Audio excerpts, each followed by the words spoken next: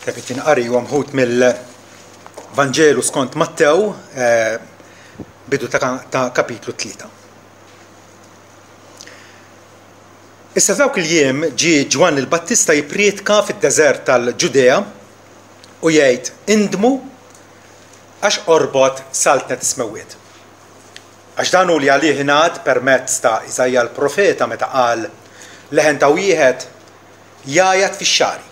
Ippreparaw triq is-sit, għamlu dritti il-modijiet tiegħu.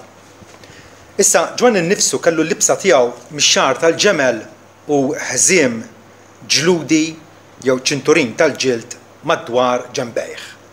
U l-ikel tiegħu kien ġradijiet u għasel salvaġġ. Mbagħad ħarġet għandu n-nies ta' Ġerusalemm u l-Ġudea kollha u r-reġjun kollu tal-Ġurdan u tagħmdu minnu fix-xmara Ġordan huma jistqarru dnubietom. Ma kif ra ħafna mill-Fariżej u Sadduċej ġejjin għall-magħmudija tiegħu qalilhom nisel il-lifat min wissiekom biex taħarbu mir-rabja li ġejja. Ipproduċu mela frott denju tal-indiema. U tissupponux li tistgħu tgħidu fikom infuskom bħala missier għandna l-Abraham għax ngħidilkom illi Alla kapaċi minn dal-ħaġar iqajjem tfal għal Abraham. U l-mannara diġà qiegħdet mar is-siġar. Għalhekk kull siġra li ma tipproduċix frott tajjeb tinqata' u tinxteħed fin-nar. Jien nammitkom bl-ilma l-indiema, ma dak li ġej warajja u esħaħ minni li minix denju biex inġor il-qorq tiegħu u se jammitkom bl-Ispirtu Santu u bin-nar. Il-luħ tiegħu fidu, il-luħ kienet pala biex iderru l-qamħ, jolluh il-fuq, u kien hemm ir-riħ u jtajjar il-karfa, tajjeb u jibqa' l-qamħ fuq l-andar. Mela il-luħ tiegħu fidu u se jnaddaf sew il-qija tiegħu u għad jiġbor il-qamħ tiegħu fil-maħżen. Imma l-karfa jaħraq għal kollox b'nar li ma jintefiex. Amen. Missieta smewwiet. Grazzi immensament tant joġbok tkellimna u turina triq ta' sewwa. Iva Mulej għamel li aħna nixxenqu għalik u għal-btieħi tiegħek illi fina jkun hemm it-toroq għal Sion li nozzu il-mezzi tal-grazzja li inti tajtna biex bihom nikbru fis-salvazzjoni tagħna. Nitolbuk Mulej biex permezz dak li qegħdin nisimgħu sew jekk huwa qari dirett mill-Iskrittura mqazza jew inkella messaġġ mod iljienna għamel li dan ikun ta' bilħaq ta' nutriment għar-ruħ tagħna. Għax dan nitolbuh b'ġiebnek Sidna Ġesu Kristu. Amen. Bdejna nistudjaw il-Vanġelu skont Mattew. Mattew jirrakkuntana il-twelid ta' Ġesu u x'ġara l-massakru tal-innoċenti l-ħarba l-Eġittu imbagħad jaqbes 28 sena. U jibda lura mbagħad il-Ministeru ta' Ġwanni u dalwaqt se naraw il-Ġesu se jmur għandu biex jitgħammed u jibda l-Ministeru Pubbliku tiegħu li jdu madwar 3 snin. Ġesu għex ħajja qasira ta' 33 sena u prattikament l-ewwel 30 sena tiegħu ftit li xejn nafu x'ġara. Bekk nindunaw illi l-Vanġeli mhumiex biografiji. Biografija jekk taqra biografija ta' xi ħadd famuż ta' xi President tal-Amerika, tajb jibdielek minn twelidu u kull sena meta mar l-iskola mbagħad x'għamel, kull sena jirrakkuntalek xi ħaġa dwaru. Però hawnhekk dan huwa Vanġelu, dan huwa bxara tajba. Huwa il-preżentazzjoni ta' Ġesu il-Salvatur illi Alla bagħat għal fidwa ta' ruħna. U allura l-Evanġelisti jillimitaw ruħhom għal l-affarijiet li huma l-aktar essenzjali li jeħtieġ li nkunu nafu. Luqa isemmi l-episodju qasir meta Ġesu ta' 12 sena mar ma' Marija u Giuseppi għal festa f'Ġerusalem imma mbagħad tilfuh u sabuh wara 30 fit-tempju. Episodju kurjuż, ma bad Luqa jgħidilna li baqa' sottomess lehom, baqa' ubbidjenti lehom.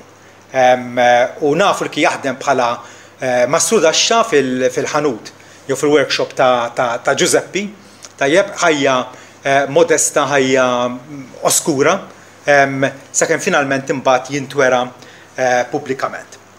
Hawnhekk għandna Ġwan il-Battista illi Alla taħ dan il-Ministeru dar-rwol speċjali illi jintroduċi lil Ġesu bħala l-Messija ta' Iżrael. U l-aħjar introduzzjoni li se tajtih hija biex billi jipprepara lin-nies għalih biex ikun kapaċi meta jiltaqgħu miegħu jilqgħuh. U l-aħjar preparazzjoni ovvjament billi wieħed ikollu qalb niedma. Qalb niedma.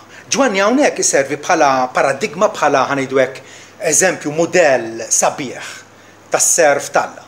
Jekk aħna għandna dik ix-xewqa fina.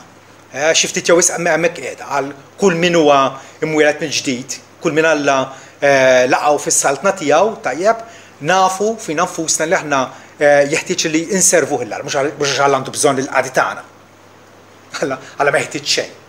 Imma Alla jħobbna tant illi jixtieq idaħħalna f'din il-relazzjoni fejn aħna nistgħu noffru minn dak l-istess xogħol li hu jaħdem fina, għax aħna x-xogħol tiegħu maħluqin fi Kristu Ġesu għall-opri tajba li hu ħejja minn qabel biex aħna nimxu fihom. U allura xi ftit jew b'xi mod jew ieħor raġel u mara kbira u żgħir, kull Kristjan għandu ministeru xagħti. U Ġwan il-Battista huwa ħejdu hekk mudell sabiħ. Tant sabiħ li Ġesu jirrikmandah, Ġesu ifaħru lil Ġwan il-Battista kif ħanaraw aktar quddiem f'kapitlu 11. Ġwanni li huwa moti għalina bħala għaddej, bħala serf, literalment bħala il-sir talla. Wieħed li huwa marbut malla, li huwa impenjat għalih u għas-saltna tiegħu.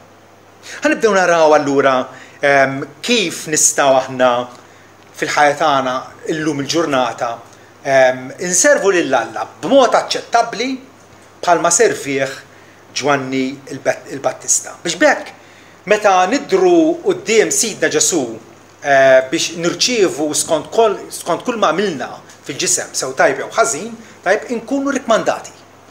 Nisimgħu dik il-kelma illi nixtiequ nisimgħuha, offi għalik jaqaddej tajb u fidil, int kont fidil fil-ftit jiena ħanamlek ħakkim fuq ħafna.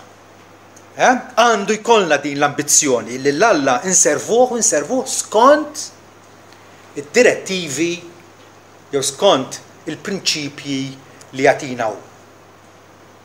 Fi Ġwan il-Battista naraw l-ewwel ħaġa li huwa raġel modest u umli.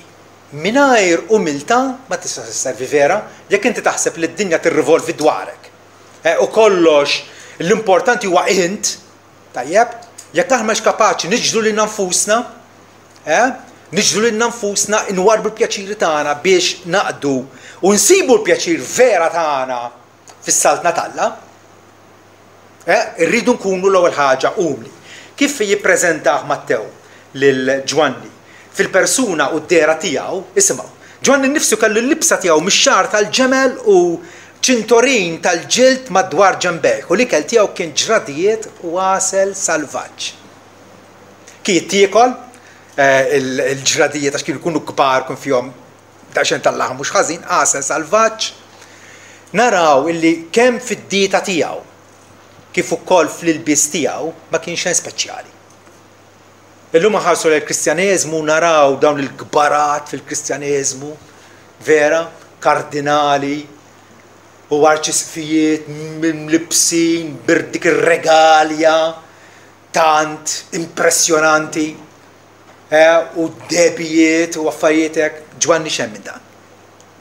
U bniedem modest illi jgħaddi bil-minimu.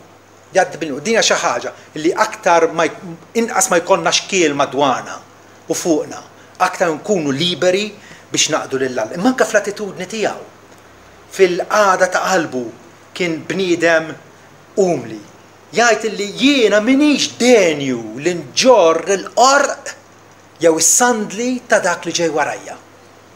Meta qabbel li nnifsu ma' Ġesu, laqqas ikun l-ikbar unur għalija kieku nagħmel l-iżjed ħaġa baxxa illi nġorr il-qorq ta' Sidi. Għandek qalb, għandek attitudni umli. Mhux ta' bxejn li Ġesu aktar tard jgħid tassew ngħidilkom fost dawk imweldin min-nisa. ma qamx wieħed akbar minn Ġwan il-Battista. Ġwan il-Battista huwa kbir, Ġesu jgħid li huwa bniedem kbir u ħadd mu ikbar minnu għaliex iċċekken. Minu l-ikbar fis-saltna ta' Smewwiet saqsaw id-dixxipli Ġesu qabad tfajjel, tifel ċkejken, resqu lejhom u użaħ bħala mudell. Min isib bħal dat tfajjel ċkejken, dan hu l-ikbar fis-saltna ta' Smewwiet.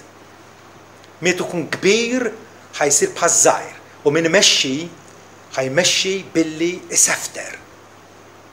Hawn qegħdin nitkellmu dwar is-saltna talla, mhux dwar organizzazzjoni mondjali fejn aktar ma int mimli bik innifsek, aktar mint konfidenti bik innifsek, aktar ma tperper ċertifikati tiegħek aktar se tavvanza l-qudiem. Ġwanni umli u dik l-umiltà għamiltu kbira. Ġesu qal dawk li huma l-aħħar għad ikunu l-ewwel u tal-ewwel jiġu l-aħħar. Dak l-ewwel punt. Il-qaddejt Alla jeħtieġ ikun umli għax jaf li qed iservi lil Alla ma jestus Alla li huwa kollox f'kollox. Però Ġwanni wkoll huwa bniedem privileġġjat. Infatti imqar il-profezija ta' Iżajja issemmih u jgħid leħen ta' wieħed jgħid fix-xari ippreparaw triq is-sit għamlu dritt il-modijiet tiegħu. Dana dari u anke kważi fi żminijiet meta tiġi r-reġina xi wieħed mill-kbarat tad-dinja, nirranġaw it-toroq, nasfaltawhom, nirranġaw, insebħu u propjament iva dakinhar meta kien magħruf li ġej is-sultan kienu jimlew il-toroq fejn hemm il-ħofor jillixjawhom u jippreparaw it-triq. U Ġwanni hawnhekk huwa mur bħal wieħed privileġġjat li ngħata dan ir-rwol illi jipprepara triq għal Sidna Ġesu Kristu. Però għalkemm huwa privileġġjat jaf iżomm postu. Jaf iżomm postu. Vers 11 nerġa' ngħid jgħid li jiena m'iniex denju illi nġor il-qriq tiegħu. Jaf però illi huwa raġel mibgħut minn Alla. Raġel. Mhux xi granke, mhux xi ħadd sopranaturali, u sempliċement raġel tad-demm u l-laħam. L-aħjar servi illi jissemmew fl-Iskrittura Mosè, Abram, David, Elija, Pawlu, Pietru, huma irġiel bħalna, bnedmin bħalna. Però huma mibgħutin minn Alla. Meta għandek dik il-kariga, meta nkunu nafu fina nfusna illi bħalma Ġesu laħaqna hekk issa qed jibgħatna fid-dinja. Qed jibgħatna biex nkunu l-melħ u d-dawl għas-soċjetà ta' madwarna, għall-ħbieb tagħna, għall-kollegi tagħna. Ġwanni għandu messaġġ. Kull serv talla ma iwettax dmiru sewwa jekk jgħin il-foqra, jekk jitma lill-arwenin, lill-mġewħin, jekk ilibbes il-arwenin u jibqa' fommu sieket. Aħna nemnu li l-Vanġelu huwa essenzjali li jixxandar. U Ġwanni iva għandu messaġġ fundamentalment importanti u ma jintilifx fl-irqaqat. L-Evanġelisti kull ma jgħidulna dwar Ġwanni dejjem isemmu dak li huwa qafas fuq, dak li huwa enfasizza. U x'enfasizza? Il-Ministeru ta' Ġwanni kien kruċjata kontra d-dnub. Saħansitra kellu l-ardir, kellu l-lubija illi jikkonfronta mqar l-Erodi tal-li żewweġ il-mara ta' ħuh Filippu illegalment. U mhux darba qallu, mhux darba ċanfru, ma ripetutament. Ġwanni ma kienx ħares lejn l-ċuħ, dak li huwa tajjeb kejlu tajjeb, dak li huwa ħażin kejlu ħażin. Huwa ministeru kontra id-dnub. U rridu nifhmuha bħala Kristjani. Pawlu jgħidilna li intom Alla tagħkom il-ħajja, intom li kontu mejtin fil-ħtijiet u fit-trasgressjonijiet tagħkom. Immexxijin mill-passjoni tagħkom infuskom taħt il-ħakma tal-prinċep tal-ajru, l-ispirtu li se jaħkem fuliet id-diżubbidjenza. Il-Vanġelu ifisser joffrilna liberazzjoni ħelsien mid-dnub, mill-kundanna tiegħu, mill-prattika tiegħu, mill-ħtija tiegħu. U Ġwanni jaraf illi bħala serf tajjeb talla illi jissielet kontra id-dnub. U għalhekk il-messaġġ tiegħu huwa tnedija ta' ndiema urġenti. U ndiema urġenti, mhux għas-sena d-dieħla, jew għal-ġimgħa d-dieħla, imma issa stess vers 2 Ġwanni jgħid indmu għax orbot saltnet ismewwiet. Xejn mu aktar essenzjali milli tkun fis-saltna. Ġwanni qed ixandar is-saltna għaliex għax is-sultan wasal għalkemm għadu mhuwiex muri pubblikament, Ġwanni qed is-saltna orbot. U allura biex intom tkunu kwalifikati, ippreparati tridu tindmu. Tridu tibdlu l-ħsieb tagħkom rigward id-dnub, rigward Alla, rigward il-ġudizzju. L-indiema hija U-turn, illi filli inti miexi fi triq il-wiesa tażel illi ddur lura, iddur lura Alla, iddur lejn Alla mill-idoli biex taqdil Alla ħaj u veru. L-indiema vera hija bidla fil-ħsieb li tirriżulta f'bidla fl-azzjoni, bidla fl-imġiba tagħna. Bidla illi tidher. L-indiema hija rilevanti u meħtieġa għall-entratura fis-saltna. Ma nistgħux nitlu fis-saltna mingħajr indiema. Rridu nfittxu is-saltna bħala l-ewwel priorità, bħala l-priorità ta' ħajjitna.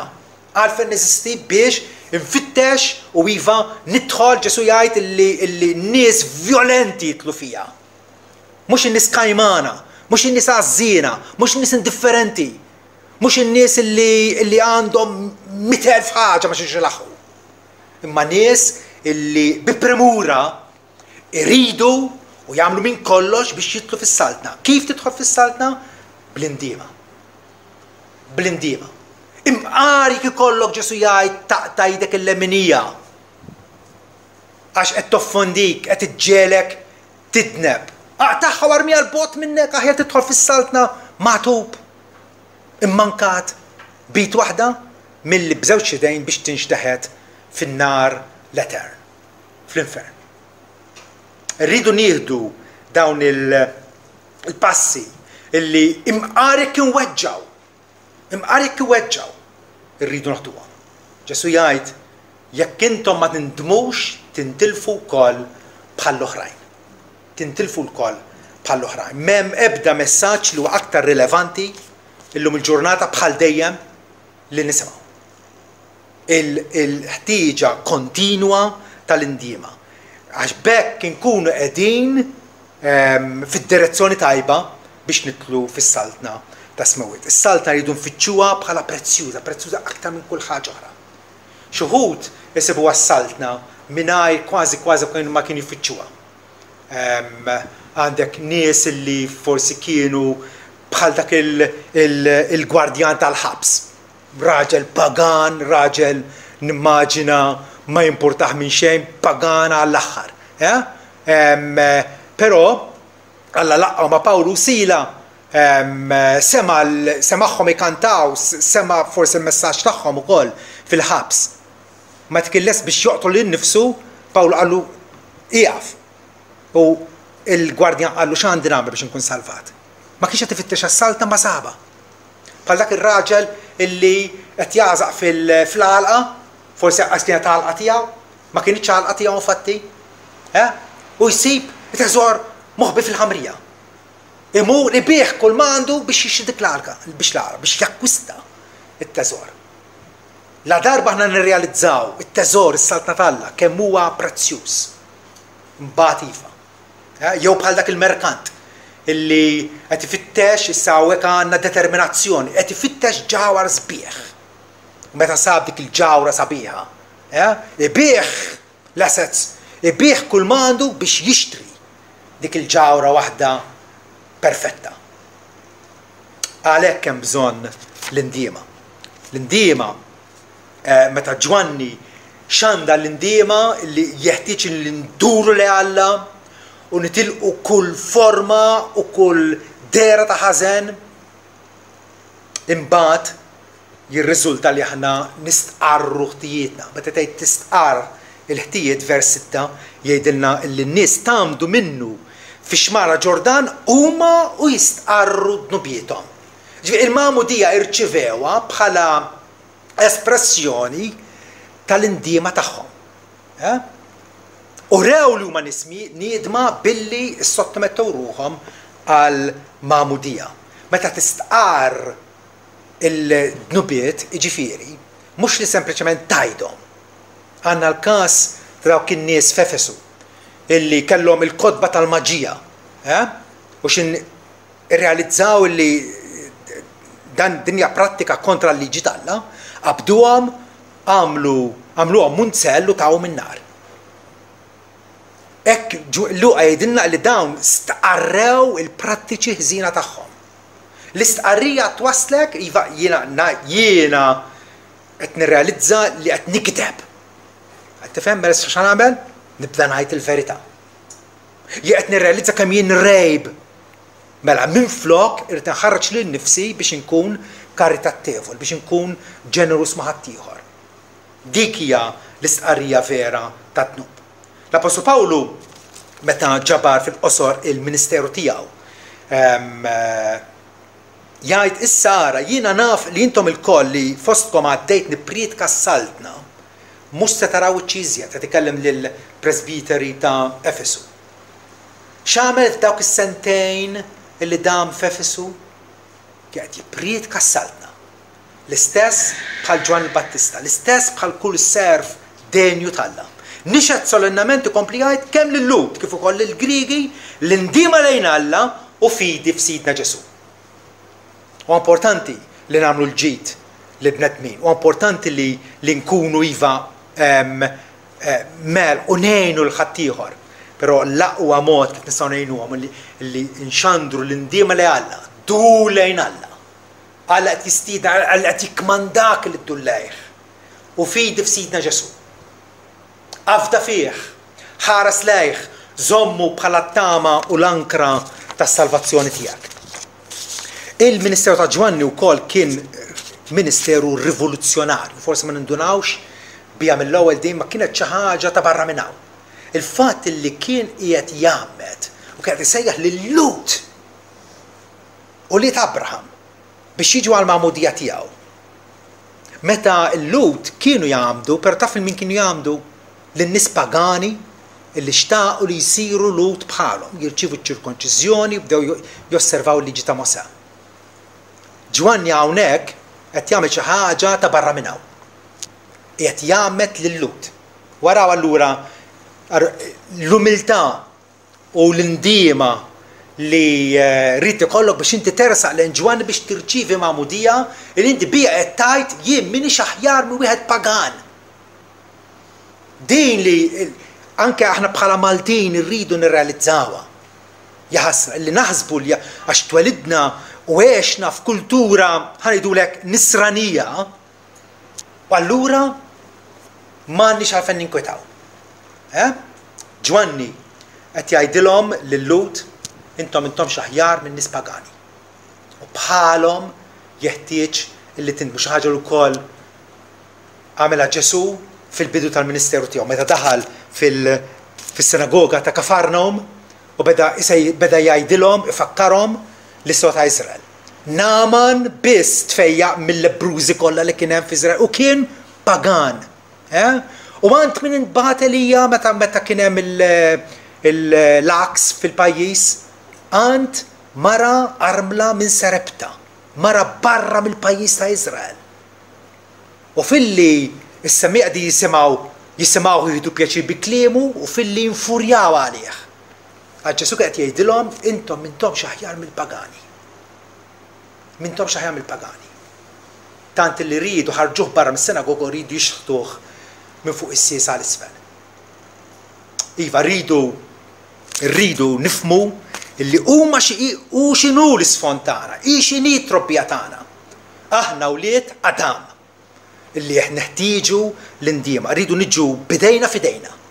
Bħala tallaba, foqra fl-ispirtu, aktar tard se nisimgħu l-Ġesu jippriedka, Mattew 5:3, u jibda l-priedka tiegħu bid-dikjarazzjoni solenni u tant importanti mberkin il-foqra fl-ispirtu għax tagħhom jassalna smawiet. Il-foqra fl-ispirtu, mhux minnu minn bih innifsu, mhux min jaħseb u qed jagħmel kontijiet kemm huwa tajjeb u kemm għandu xi preżentalu lil Alla. Aħna falluti spiritwalment.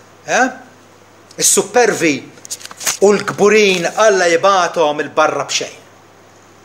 Alla jibgħathom il-barra b'xejn. Il-Ministeru ta' Ġwanni huwa wkoll wieħed konfrontazzjonali. Jikkonfronta lin-nies. Jikkonfronta lin-nies. M'hemmx żejl, m'hemmx għajnidu bidejn xulxin, aħna minn aħna, u forsi nagħmlu xi marċ kontra Erodi u tmexxija politika ħażina tiegħu x'hemm minn da. Meta ġew il-Fariżew u s-Sadduċej, li kienu għaqdiet reliġjużi li jaħsbu li huma aħjar minn lut l-oħra. Għandek il-Fariżej, għandek il-Sadduċej, għandek grupp ieħor li ma jsemmix fit-Testament il-Ġdid, l-Esseni, li kienu jagħmru fid-deżert, ma jsemmewx. Għandek l-Erodjani li kienu fissati fil-politika, Lut fissati fil-politika u lo jżommu ma' Erodi. Meta ra l-Fariżej u s-Sadduċej ġejjin għal-mamudija tiegħu. Ġwanni għara fil-li dawn mhux vera ġew għal-mamudija, u mhux vera huma niedma, ġew forsi biex jitkixfu, ġew forsi biex jaraw x'qed jiġri, ġew forsi biex jisimgħu x'ħossu dan illi qegħdin nisimgħu, li kulħadd qed jgħid fuq. Ġwanni allura jesponi s-superfiċjalità tagħhom, il-formaliżmu, il-faċċoliżmu tagħhom. Nitolbu l-Alla biex jagħtina l-lubija meta nitkellmu man-nies. U mhux ngħidulkom aħna bħalkom intom bħalna. Le, Alla għandu l-poplu tiegħu. U l-poplu tiegħu jeħtieġ li jdardar lil-maqijiet. Lil-maqijiet ir-Rabb in-nemus u l-Mart. U rridu ndardru lil-maqijiet. Ġwanni jekk għamel, Ġwanni d-domanda fatti. Id-domanda l-fatti. Isimgħu vers 7. Kif raħafnu l-Fariżej u s-Sadduċej ġejjin għal-mamudija tiegħu, għalilhom jan nisa li fat xejn komplimentuż, vera? Xejn komplimentuż. Jan nisa li fat, min wissikom biex taħarbu mir-rabja l-ġejja. Ipproduċu mela frott denju tal-indiema. Qabel ma tiġu għall-indiema, ipproduċu uru li intom verament niedma. Jiddomanda l-fatti mhux paroli, frott, mhux fanfarunati, dabli marru b'sidrom puppat, ħanaraw x'qed jiġri, ħanirrapportaw l-Sanedrin. Frott, mhux fanfarunati, jippretendi bidliet konkreti. Bnadi oħra fit-Testament il-Ġdid jgħidilna Ġwanni xi priedka lin-nies. Min għandu żewġ tilbies jbieħ waħda u jagħtiha lill-foqra. Immaġinaw li kieku il-Kristjani kollha jimxu fuq dawn il-prinċipji. Illi iva, Alla berikni, Alla tani bl-abbundanza. Ħankun nidi miftuħa għal ħaddieħor, ħankun qalb ġeneruża għal dawk li huma fil-bżonn. Tingannaw u tipprofittaw ruħkom minn ħadd. Kemm forsi nies li jsiru sinjuri f'erbatiem. Sinjuri f'erbatiem, ma kif bl-ingan, bis-serq, bl-inġustizzja? Ġwanni qed jgħidilna tingannaw u tipprofittaw ruħkom minn ħadd. Isimgħu din issa, kunu kuntenti bil-pagi tagħkom għalihom is-soldati. Kunu kuntenti kemm hawn Kristjani li huma gergiera, imaqmu, skuntenti, ma tissodisfhom b'xejn. Ġwanni qed jgħidilna kunu kuntenti bil-pagi tagħkom. Irrealizzaw li Alla tagħkom xogħol. U qed jipprovdikom introjtu biex tħaddmuh b'mod għaqli għalikom għal-familji tagħkom. Azzjoni fil-konkret. Ġwanni wkoll fil-Ministeru tiegħu iwaqqa l-krozzi u l-assunzjonijiet foloz. Ħafna nies għandhom tagħmiet foloz, vera? għandhom ta' mitfalot. Jekk aħna nitkellmu man-nies u nippruvaw nkellmuhom dwar Ġesu, naraw mill-ewwel tirrealizza kemm għandhom ta' mitfalot. Jew qegħdin jassumu li l-imħabba tal-Alla hija tant wiesa u tant mifruxa li prattikament kulħadd se jkun milħuq biha. Ma Ġwanni le. Ġwanni iwaqqa l-krozzi vers 9 jgħidu tissupponux li tistgħu tgħidu fi konfuskom bħala missier għandna l-Abraham għax ngħidilkom li Alla kapaċi minn dan il-ġebel għajjem uliet l-Abraham. Għal darbora Alla m'għandux bżonna. Alla kapaċi jagħmel kwalunkwe ħaġa mirakoluża u jiġbor nies għalih innifsu kemm irid. Imma li inti taħseb illi tajt jiena dixxendent ta' Abraham u Abraham huwa l-ħabib tal-Alla. U allura konsegwentament jiena ħankun salvat. Kemm hawn nies li ħasbu hekk vera? Jiena Ewropew, m'iniex xi salvaġġ tal-Afrika. U jaħseb allura li b'daqshekk ħobżu maħbus u żejtu fil-kus kif ngħidu. Il-Ministeru ta' Ġwanni wkoll radikali. Jattakka il-qiegħ tal-ħaġa. Mhux sempliċement l-affarijiet li jidhru minn barra fejn żbieħ ta' barra li mhuma xejn. Huwa radikali. Vers 10 notaw x'jgħid, il-mannara ta' Ġesu diġà tqiegħdet ma' is-siġar. Għalhekk kull siġra li ma tipproduċix frott tajjeb tinqata' u tinxteħed fin-nar. B'lingwaġġ tal-bdiewa Ġwanni qed jgħidilna li jekk aħna maħniex qegħdin nuru fir-realtà minn ġurnata għall-oħra li aħna ta' bilħaq nies niedma, nies qegħdin ngħixu ġustament, qegħdin ngawdu l-ferħ tal-Ispiritu Santu, qegħdin nitaxqu fil-kelma tal-Alla u rridu nobduha. Il-mannara tal-ġudizzju se tqaċċatna l-barra.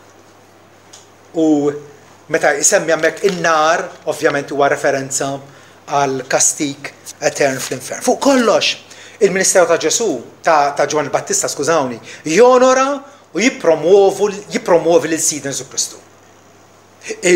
Ipoġġi fuq quddiem lil Ġesu Kristu. Kif tara għallim huwiex ġenwin jew fals? Ara kemm jitkellem dwar Ġesu Kristu u kif jippreżentah. Huwa s-Sid sovran fuq kollox, huwa l-ħalliq ta' kollox, huwa Alla veru li sar bniedem veru bħalna, huwa dak li miet fuq is-salib bħala sostitut għan-nies tiegħu, huwa dak li tqajjem wara 3 ijiem minn belli mwiet, huwa dak li huwa renjanti fuq l-univers, fuq id-dinja tagħna, fuq il-Knisja tiegħu preżentament, huwa dak li għad jerġa' jiġi biex jiġġudika d-dinja. Dan hu Ġesu Kristu kif preżentat minn Ġwanni, kif preżentat mill-apostli tiegħu. Vers 3 Ġwanni jgħid huwa l-leħen ta' wieħed jgħajjad fix-xari ippreparaw it-triq tas-sit tal-kurjos. Huwa t-titolu ta' Alla. Ġwanni kien jaf illi qed jipprepara lin-nazzjon ludi sabiex jilqgħu fosthom lil dak li mill-eternità huwa Alla li issa sar bniedem bħalna. Ġwanni fil-ministeru tiegħu nieda lil Kristu, xandar lil Kristu. It-tema tiegħu għalfejn kien hemm bżonn l-indiema biex attwalment iva tkun kapaċi tgawdi relazzjoni ħajja ma' Ġesu Kristu. Vers 11 jgħidilna jiena għalmitkom bl-ilma l-indiema. Ma dak li ġej warajja huwa isħaħ minni li m'iniex denju inġor il-riq tiegħu u se jammitkom bl-Ispiritu Santu bin-nar. Ġesu għal ammidi bl-Ispiritu Santu, huwa dak li jagħtina l-ħajja. L-Ispiritu tal-Alla huwa l-Ispiritu tal-ħajja. Mingħajru la nitlu fis-saltna tal-Alla u lanqas ngħixu quddiem Alla. Ġesu huwa dak li għalalna l-lotja tal-Ispiritu sabiex ngħixu quddiem Alla. U għal Ġwanni Ġesu huwa wisq ikbar minnu u aqwa minnu. Għaliex għax hu divin. Ġwanni hu bniedem bħalna, imma Ġesu u divin. Pawlu jgħid Kristu huwa t-tama tal-glorja tagħkom. Huwa t-tama illi qatt naslu biex ingawdu l-glorja tal-Alla fil-ġenna. Lilu aħna nħabbru jkompli jgħid imbagħad fil-Kolossinwijiet, lilu aħna nħabbru billi nwissu u nagħmlu l-kull bniedem biex nippreżentaw lil kull persuna matura fi Kristu Ġesu. Dan huwa lan ta' kull ministeru tajjeb. Ġesu huwa wkoll l-imħallef maħtur minn Alla. Skont Ġwan il-Battista bir-raġun jgħid li hu qatt jammitkom bin-nar. Bl-Ispiritu Santu għal dawk kollha illi jirċievu Ġesu bil-fidi Ġesu jammidhom bl-Ispiritu Santu. Imma wkoll huwa dak li jammidna bin-nar li huwa simbolu tal-ġudizzju tal-Alla. Simbolu tal-ġudizzju tal-Alla. Isimgħu l-Apostolu Pawlu jgħid li Alla issa jikkmanda lill-bnedmin kollha kullum kien biex jindmu għax fissa jum li fih għandu jiġġudika d-dinja bil-ġustizzja b'bniedem li huwa ħatar u ta' dan forna prova lil kulħadd billi qajmu minn bejn l-imwiet. Ġwanni jatina il-mod kif aħna nistgħu nservu lill-Alla b'mod aċċettabbli. Il-qaddisin tal-Alla jew is-servi tal-Alla jieħbew wara Ġesu. Jieħbew wara Ġesu u jippontaw lejh. Jippontaw lejh, mhux lejhom infushom. Dan huwa l-iżbal kardinali u qed mill-iżbali kardinali fil-Knisja Kattolika Rumana. Illi in-nies huma affissati fuq il-qaddisin u jieqfu hemm. Meta l-qaddisin tal-Alla jippuntaw dejjem lejn Ġesu Kristu. Pawlu Apostolu jgħid ixbħu lili jew imitaw lili bħalma jien nimita lil Kristu.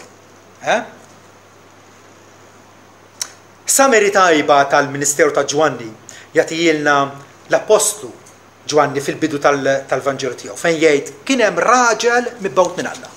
Inhu tinnutaw is-sempliċità, raġel. Raġel hija titlu biżżejjed għalija, għalik, mara raġel. Ma nix għalfejn fitxu iktar minn hekk. Raġel mibgħut minn Alla, jismu Ġwanni. U ġie bħala xut biex jixhed dwar id-dawl sabiex il-koll jemnu permezz tiegħu. Ma kienx dak id-dawl, iżda ġie sabiex jixhed għal dak id-dawl. Il-żbal tal-Knisja Kattolika hija illi n-nies jirrikorru għand il-qaddisin bħalli kieku huma d-dawl. Ma Ġwanni hawn jgħidilna ma kienx dak id-dawl, imma ġie biex jixhed għad-dawl. Dak huwa l-għaddej vera tal-Alla.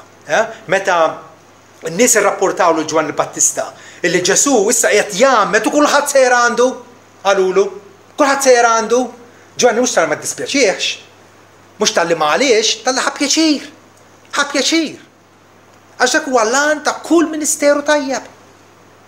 Min għandu l-arusa u l-arus jgħid, imma l-ħabib tal-arus, jien il-ħabib tal-arus, li jinsab wieqaf ħdejhu jisimgħu jifraħ immensament minħabba il-leħen tal-arus. Dan il-ferħ tiegħi mela huwa komplut. U jeħtieġ jikber, imma jeħtieġ nonqos. Trid vera ministeru illi Alla jirrikmandah, li Alla ju pjaċir bih, inħeba wara Ġesu. X'għandha lilu, ippreżenta lilu. Ħajjikberu, ħanonqsu aħna. Dan il-ferħ tagħna mbagħad ikun sħiħ u perfezzjonat.